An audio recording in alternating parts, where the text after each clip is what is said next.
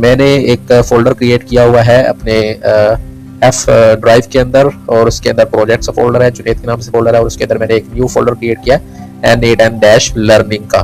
तो इस फ़ोल्डर के अंदर मैंने टर्मिनल को ओपन किया हुआ है विजुअल स्टूडियो कोड के अंदर। ये कैसे ओपन करते हैं, यहाँ पर आप इन डॉट्स पे क्लिक करें टर्मिनल, और न्यू टर्मिनल पर जब आप क्लिक करते हैं तो इस जो एक्टिव फ़ोल्डर होता है इसके अंदर ये जो टर्मिनल है ये आपका लोड हो जाता है। तो अब हम इसकी कमांड को पेस्ट करेंगे यहाँ पर npm install N8N, और इसको हम ग्लोबली इंस्टॉल कर रहे हैं -G।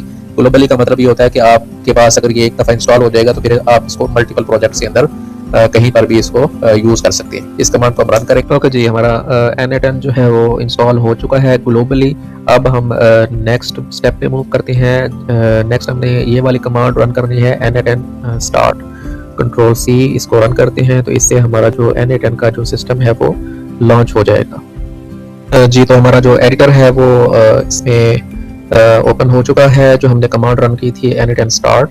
तो इसने यहाँ पर ये मेंशन कर दिया है कि एडिटर इज़ नाउ एक्सेसिबल विया दिस लिंक। तो आप इस लिंक को कॉपी भी कर सकते हैं या कंट्रोल प्रेस करें और इस पर डायरेक्टली अगर आप क्लिक करें तो ये ब्राउज़र के अंदर ओपन हो जाएगा।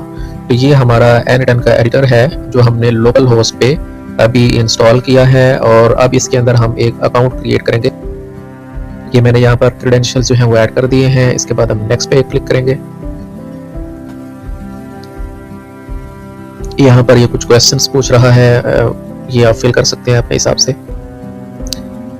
ये कुछ सर्वे काइंड ऑफ थिंग है, ये आप इसको फिल कर सकते हैं अपने हिसाब से। फिर गेट स्टार्टेड पे क्लिक कर देंगे,